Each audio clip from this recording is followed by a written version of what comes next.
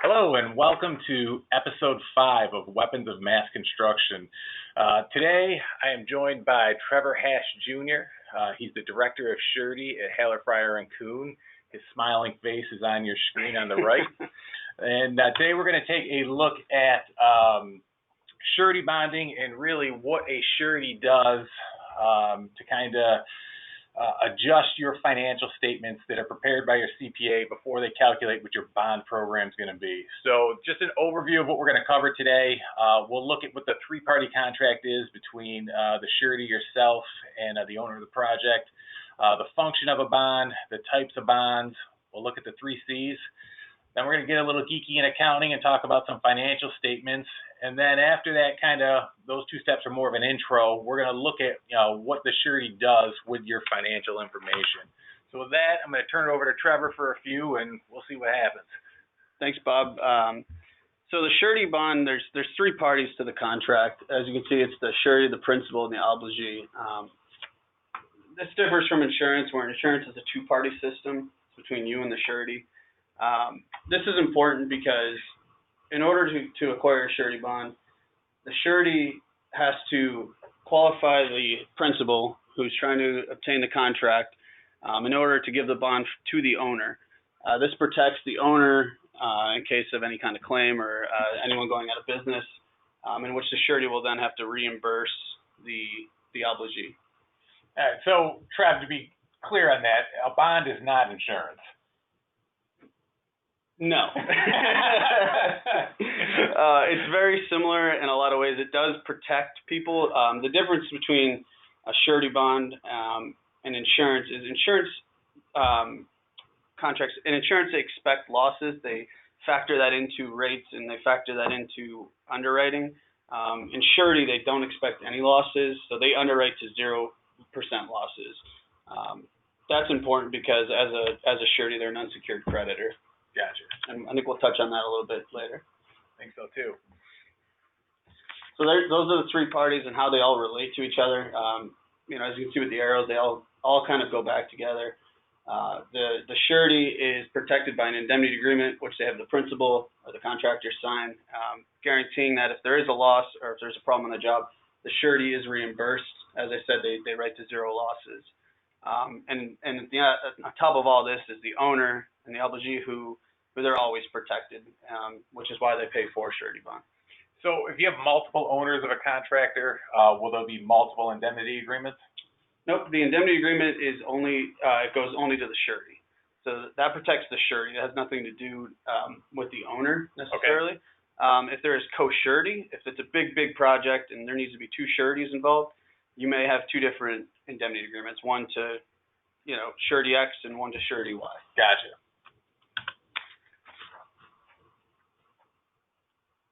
So I actually think you touched on a couple of these things already. Yep. Jumped ahead. So as you can see again, the surety does not expect losses, which is very important, which is why they do go through such a vigorous underwriting procedure, which we'll definitely touch on later. And as you can see, the parties to an indemnity agreement are going to be the principals. Any companies that they may own, even if they don't necessarily relate to construction, they may require those companies to also sign. So what it does is it ties you up and it protects the surety in case of a loss. I will say in many states, including New York, there's an act called the Homestead Act. And what that does is it protects you from a surety taking your house in case of a loss or claim. They're not allowed to go after that if it's a reasonable house. If you own a $10 million house, the courts will probably side with the surety on that one. But there is some protection, so always read the indemnity agreements. If you have them, have your attorney look at them, have your bond agent look at them, and they can point you in the right direction.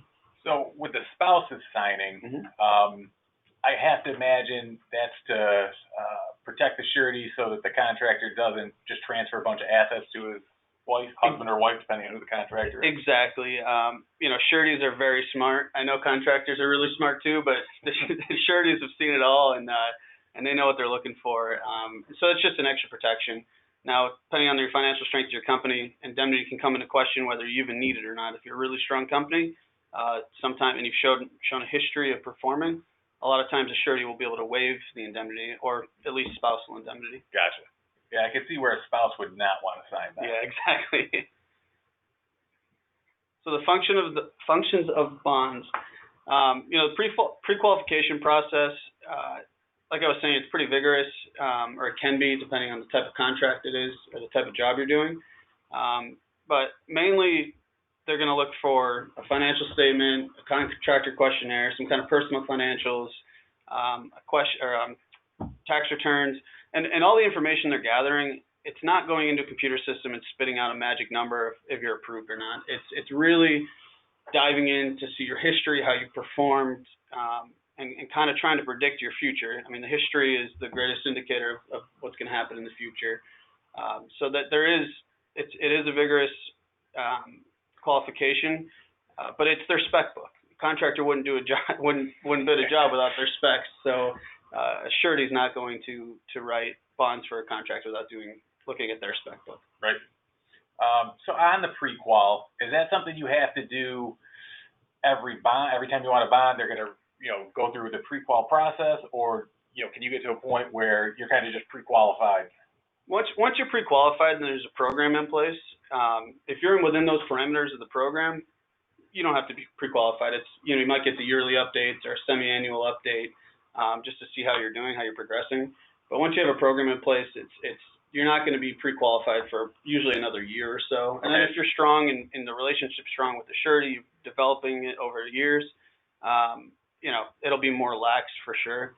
The key to remember is what your bond program is doesn't mean that's the only jobs you can get. There's always outliers. There's always this amazing job that's right next to where your building is, and you love the job and you can't lose. And you want to bid it, and it's outside of your program needs. Reach out to your agent, reach out to your surety, and they'll be happy to have conversations. You can't hurt to have a conversation, and it's important to remember that the bond program isn't a set thing. It's not. You have to stay in these parameters. You can't even think about doing anything outside of these parameters. It's really just a gauge for you when you guys are looking at bidding jobs and looking to fill your work for the year. So general guidelines. It's general guidelines. Exactly. Cool. So those are your three types of bonds. Bid bond is which are usually free, which you'll provide when you're bidding a job. Amazing. Aptly named. So what you'll see is if you're low on a job, the bid bond in some states will automatically turn over to performance job if you're low, like in states like Ohio. But most states, it'll allow the sureties to look at your numbers, see how tight the bid spreads were. And generally, if you're within 10% of second place, they're pretty happy. And if you're awarded the job, now will come the performance and payment bonds. And they're listed here separately, but most of the time when you see a performance bond, you will see a payment bond with it. Sometimes you can see payment bonds alone, but they coincide pretty much together the whole time. Gotcha. The 3 C's. So this is what sureties look for. It looks very simple, and it's 3 words to do with diamonds. So we get character, capital, and capacity. Character is listed first here for a reason. It's the most important thing sureties are going to look for. If you're a company who has grinded and been an amazing worker, has had claims before maybe, but they've worked their butt off, they've paid them back, they've done everything right, and then they're salt of the earth, that's going to come in huge if their financial statement's not perfect, because now they're going to be able to extend more credit because they trust them. Character is trust. If you're a good person, if you're running a good company, if you're not doing shady things, when I was an underwriter, I would have way rather have wrote a company with an okay balance sheet but great people running it than someone with an amazing balance sheet but you can't trust them. Right. And that's so important. You're always wondering what you don't know. Exactly. And you the job of an underwriter is to have trust issues. They're all pessimistic. It was beat into my head, when I first started. And once you build that relationship and they see the character, that those barriers start to break down pretty quickly. So your capital is what it is. What's your capital? What's your balance sheet? What's your net worth? Your working capital, which I know we're going to be touching on working capital here in a little bit, and the importance of that. And capacity is, what's your ability to handle? How much workload can you handle? And that's so important, because if you drink from the fire hose too fast, you're going to be sick. So a lot of times they're going to be looking for what can you handle this year. If you did 20 million last year in sales, is it really a good idea to do 50 million this year? Is that too big of a step? So a lot of times they want to see you walk before you run. Right. And a lot of people don't want to hear that. Last year I was working with a contractor whose largest job to date was 400,000, and I mean he was giving me an earful because he couldn't get a bond this year for 4.3 million. And I'm like, wow, they really are looking out for your best interest here. And then that's a great point, Bob. You know, it's really hard for people when they get denied a bid they want to do.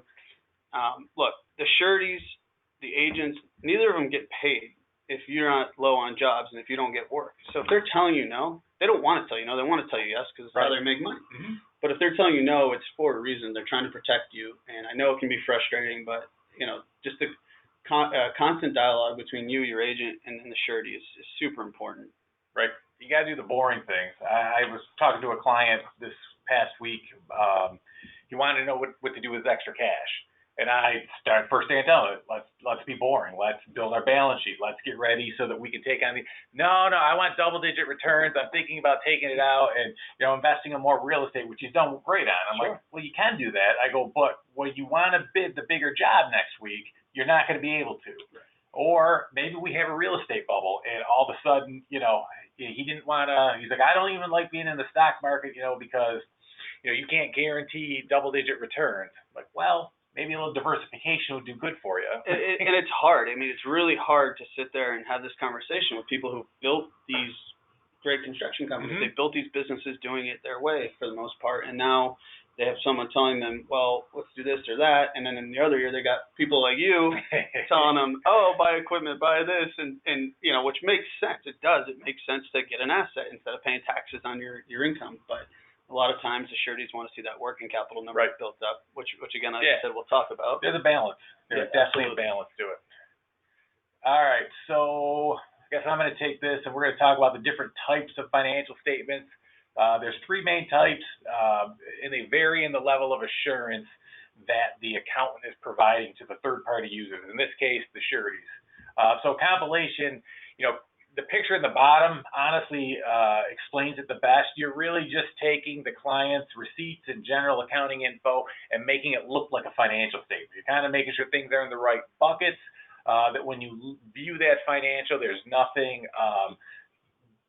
kind of glaring wrong with it, making sure depreciation is recorded in a comp that has full disclosures. You'll get your WIP schedule, your backlog. We'll break out receivables.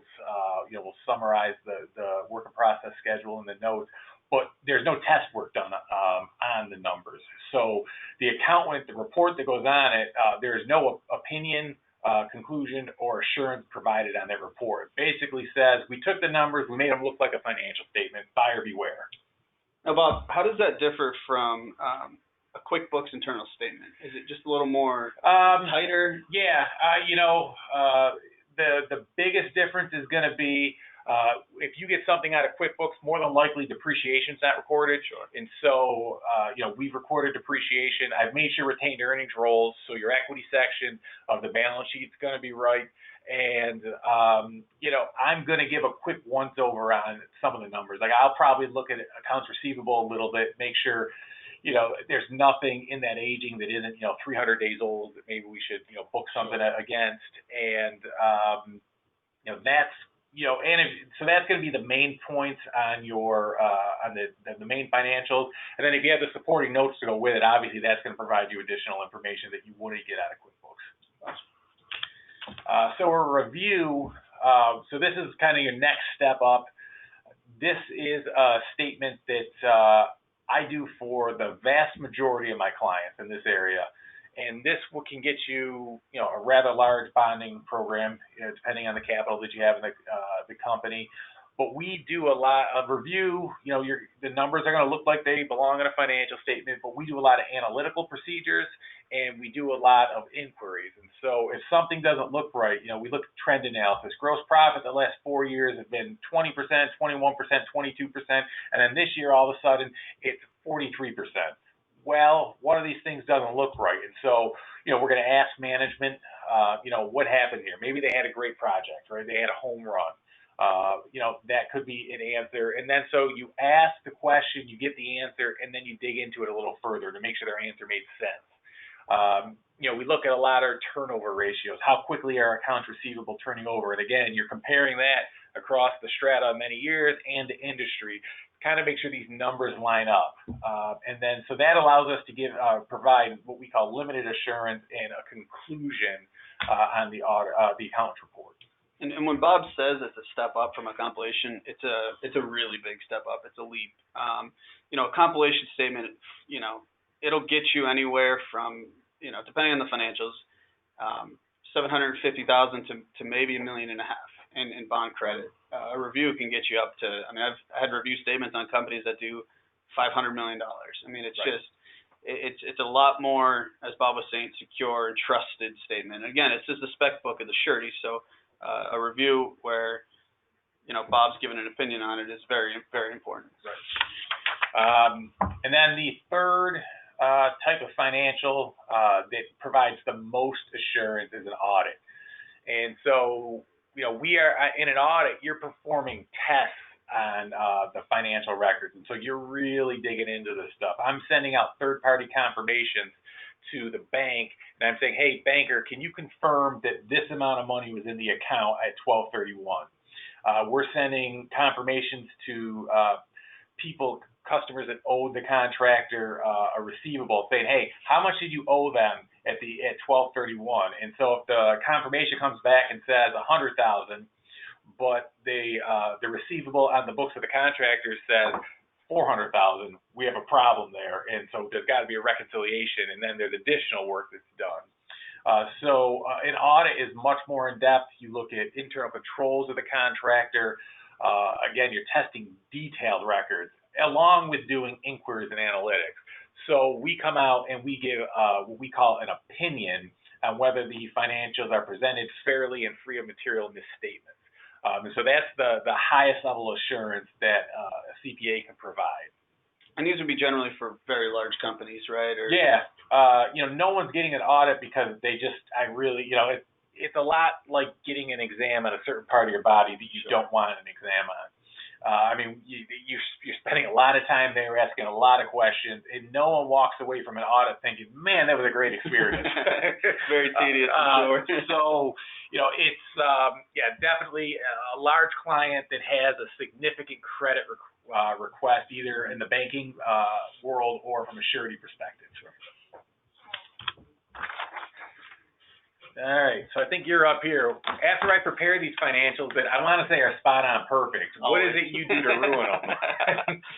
So the sureties are going to take these, and the underwriter's going to analyze them. And every surety's got a little bit different way of analyzing. Actually, every underwriter has a little bit different way of analyzing them. Yeah, why not have consistency? Imagine that. The quality is going to be the first thing a surety or an underwriter looks for. So as Bob was saying, there's a review, a compilation, and an audit. If they see a review or an audit, as Bob was saying, it makes them feel a lot more warm and fuzzy on what the numbers they're reading are correct and trusted. So a lot of times this is the only time really you'll see them put anything into a computer. They might have their own analysis where they want to see what's their true working capital, what's their true net worth. And, I know we're going to touch on it again, but goodwill is an example of, yes, it's an asset. However, in the surety side, it's not, because it's not liquid. It's not something you can touch. It's not something you can fund a job with. And really, they're just trying to look for net worth and working capital. Those are the two main important things they're going to look for. And different surety companies care about one more than the other. I know a lot of them care mostly about working capital, but there's a lot out there that net worth is what they're looking for. Which is, I think around here, I definitely see more of the working capital camp. I've really never seen anyone underwrite off of the equity of the company. And it makes sense. It's how liquid, how fast you can turn this asset into money if you need to fund a job. Yep. Yeah. All right, working capital is me. So working capital, it's a measurement of the company's short-term financial health. The calculation is incredibly simple. As long as you have your numbers in the right buckets, to Trevor's point about a QuickBooks statement, you might not have QuickBooks set up right where everything's showing up in the proper buckets to be listed as a current asset and current liability. So that would be where even a compilation, you kind of get the numbers in the right bucket, so you end up with a proper working capital calculation. Which, to your point, I can't say how many QuickBooks statements I've looked at that aren't in the proper place. And that's another, from going to QuickBooks to compilation to review is huge, because it gets those numbers in the right place. Yeah. So the calculation is very simple. You just take your current assets, subtract out your current liabilities, and that's going to equal your working capital number. So really simple. And I mean, if you just want to go, really, really simple here, it's, the more current assets you have, the more working capital you have, and the inverse of that is the more current liabilities that you have, the less working capital you have. But sureties, correct me if I'm wrong here, but they're going to base your bonding program on what they consider adjusted working capital. Absolutely, and that's kind of what we were talking about with items like goodwill, where it'll be listed as an asset on the balance sheet. They will take that out of their analysis. So if you have goodwill at 20% of your working capital, now that's gone, and you're losing 20% of your working capital. Right. Now a lot of times they might not completely get rid of it. They might, what we call it, drop it below the line, which means you make it a long-term asset. Right. So which will still count towards your net worth, just not your working capital. Right. So slide we got up here is your basic balance sheet. This is for Bowers and Company builders, and I've got the current asset number highlighted at $895,000. Our current liabilities are $500,000. So the $895 minus the $500 at the bottom there with the red arrow, we have working capital of $395.5. We are using as a rule of thumb here a 10 times working capital case, where we're going to take our working capital, multiply it by 10, gives us a bonding capacity of about $3.9 million. This is a rule of thumb. It certainly varies what type of contractor you are. I know the number is going to be a lot lower if you're heavy highway. Absolutely. And it could be a lot higher for maybe a specialty trade. Yeah, and that 10 times working capital, as Bob was saying, is really just a baseline. It's the other C's we were talking about come into play, the character and the capacity. Right. So if you're really strong character, they might say, okay, we'll give you 5x credit, or they'll give you 20x credit. It varies on the other C's, but that is a general rule of thumb. So this is what I would sign off on. This would be the issued balance sheet.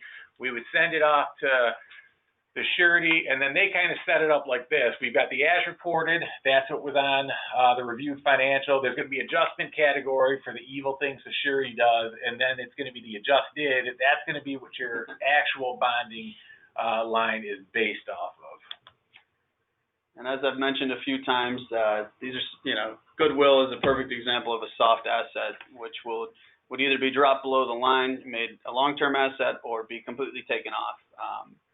Depending on the underwriter, depending on the relationship, that's what'll happen. And there's different ways to manipulate these soft assets to count them as working capital. Shareholder loan, subordinated note, that'll certainly bring it back up as keeping it on the balance sheet.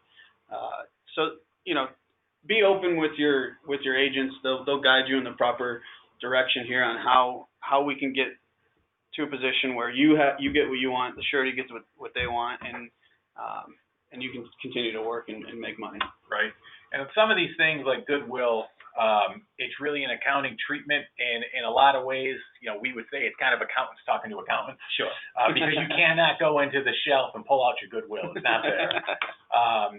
But in our example here, we have prepaid insurance that we're going to consider a soft asset, and we've already spent the cash for that insurance for the whole year. So the surety dings us for that, and so they back off that asset, reduces our equity, and so our current assets are down to $867. We have the same current liabilities, so our working capital is down to $367, bonding capacity down to about $3.6 million.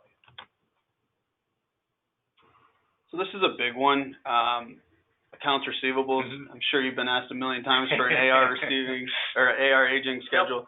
Yep. The importance of this is it's really just so the sureties can see what's real and what's not. It's if you're in a claim with a subcontractor or with a supplier rather, and you haven't been paid, and you're owed. Let's use this example. You're owed $20,000, but it's been 240 days and you haven't received it. a surety will look at that and say, well, you might get it, you might get a portion of it, you might get none of it. So we're going to go ahead and they're very conservative underwriters. So they're going to go ahead and say, let's take that out. And as you'll see on the next slide, they'll make an adjustment where they'll pull the $20,000 out of your working capital. Now, a lot of times, this is a conversation you'll have with your agent and your underwriter. It could be very explainable where this is a good receivable, you're going to get paid. And a lot of times it can be put in as a long-term or completely taken out if it's something that might take 2 years to litigate. You might not get it. So there's different variations. The surety world, everything's in gray. There's no black and white answers, and it's an art form more of just trying to make everyone happy and understand why the underwriters are doing what they're doing and why the contractors are doing what they're doing. It's a two-way street. The underwriters need to try and understand, a contractor's position on something like this. And subsequent information, I would say, is also important because the receivable could have been 200 plus days old at 12/31, but the financials are complete and we're doing our year-end meeting, maybe February 15th, and that receivables been collected. And we provide updated accounts receivable aging. At that point, I'm assuming we would add that back in. Absolutely. Yep. They'll credit that back in, and not only does it get credited back in, if you told us at 12/31 or the contractor told the underwriter 12/31. It's going to be collected, and then they show that it's collected, that's providing a little good faith to the underwriter now. Right. So maybe it might not take that piece of documentation. It might just be the contractor saying, no, I'm going to get that in a month. I got it. And they have a trend now of trust. Right. It comes to character of being honest and upfront, and then the underwriter will remember that. Right. So in our example, we did not have that subsequent result of collecting the receivable. So we back out the 20,000 receivables. Current assets down to 847. Same 500,000 of current liabilities. So our working capital is down to 347. Bonding capacity 3.4 million. Okay. So underbillings. This is one of those gray area items. This is a current asset. It can be a liability in terms of not good for your company. So generally, if a job's 90+% complete and there's a large underbilling, that's going to make a surety worried. As it's an asset, it's also an indicator of something could be going wrong with the job, and they may want to dig into that more. So that may come out of the statement, their analysis. But this is just one of the items that gets talked about, I think, more than anything at year end is if there's a large underbilling and job's 90% complete, why? What got us here? And it can be easily explainable. And if it is, a surety may, we'll count it, we'll give it credit. But generally, they do not like to see this because, as it says there, it's a hidden loss most of the time. So, it is a current asset, but it really doesn't bump up our working capital for the most part. So looking at this again, our surety was not happy with our answers. They backed out all of our underbillings. So now our current assets are down to 805, same current liabilities. Working capital is now 305. So our bonding capacity is currently gone from 3.9 million to 3 million, and no one's happy with you, Trevor. I think you hit on most of this. Early stage underbillings were good. Large, mid to late stage, not so good. I think the third bullet point there under indications, would you agree that's the biggest concern, right? That we're disguising losses? It is, and it's not you as a CPA disguising it, but it's the first indicator that there's a problem. Right. And it may take a little more explaining. Right, because why wouldn't you have billed for this? Exactly. I mean, from an accounting standpoint, those underbillings increase revenue. It's like an unbilled receivable. And so it bumps up your revenue. However, the asset that supports it might not be good. Absolutely. So overbillings. So this is a liability. Honestly, it's pretty simple. You've overbilled, and this can be a problem as it does reduce your working capital. It's not the end of the world necessarily, because generally you should get paid, but it is something that can reduce your working capital. Right, and so the thought is high overbillings, you have a reduction in working capital. It says no here. We're going to go not necessarily. I think the caveat is if you're overbilled and you have the cash still in the bank, then you're good. Exactly. So again, gray area. Gray area, and probably one of the rules of thumbs I've been told is you'll get credit for 50 cents on the dollar of your overbillings. So that's why here on our overbillings, our billings in excess, we only backed out 187,000 of them. So what this does to our working capital calculation is, we've got 805,000 of adjusted current assets. Because of the adjustment to our billings in excess, we're getting credit for those because we still got we look like we have the cash up there. That brings our current liabilities down to 312,000, which actually bumps our working capital up to 492. So we're actually in a better spot by 100 grand, giving us a bonding capacity based on our 10 times theoretical case of 4.9 million. And kind of going off of that, that's why meetings are so important. I love when a CPA is involved in the meeting because it can help explain these numbers, and an underwriter without a meeting can get these numbers, do their analysis, and not give credit where credit's due. Right. Just because they didn't have the conversation and there was no meeting. So I think it's very important. I don't know. I think we really touched on a lot of this, right? So your overbillings, I mean, if you can be consistently with your schedule of values in the overbilled situation, you're funding the project with someone else's money. And you see this a lot with GCs. Yep. Mostly. Yep, without a doubt. Early stage overbillings are great for mobilization. Mid to late stage overbillings, that's just going to indicate your good project management, your good internal billing procedures. I mean, if you're not getting the bills out on, by the third of the month, it quickly becomes an underbilling. Absolutely. And that you probably negotiated front-loaded billings on your schedule of values. It's a little funny how underbilling's an asset, overbilling's a liability, right. But that's your world. Yeah. So just a couple of thoughts on managing your working capital. Cash is king. Do everything you can to preserve it. Avoid excessive distributions. Just because you've got the cash in your bank account doesn't mean you should take the distribution. You probably have some overbillings you're going to have to cover, right? That's a liability you're going to have to cover. And to go off of that, just to make a pretty big point here. I know a lot of times we'll hear the argument, well, I've got a bank line for $2 million. I haven't touched it. That should count towards my working capital because I can use it. I understand where you're coming from, but the sureties want something that's yours, that's real, that's cash. The bank line can get pulled most of the time at any time they want. So it's not as trusted as cash or as receivable under 90 days. Yeah, it's a fallback line. It's a fallback. They like to see you have it. They don't like to see you use it. Right. Interesting. I think the second bullet there, avoiding paying cash for equipment, sometimes referred to as yellow fever. Equipment's okay, but the problem when you pay cash for it is you're trading a current asset for a long-term asset, and then your balance sheet's out of whack. So unless you have an excessive amount of cash, it's almost always better to take the 5-year term loan. That way you're matching a current liability of what you're going to pay over the next 12 months from a term loan with the cash, and it preserves your working capital. And these are the difficult conversations we were talking about. Contractor just has a bunch of cash, they don't want to pay tax on it, want to go buy equipment. However, as you're saying, it's that fine line of trying to make the surety happy, right? Make your company happy, and it's just it's a tough fine line to walk there. Yeah, I mean, a lot of times you're like, oh, I don't like debt.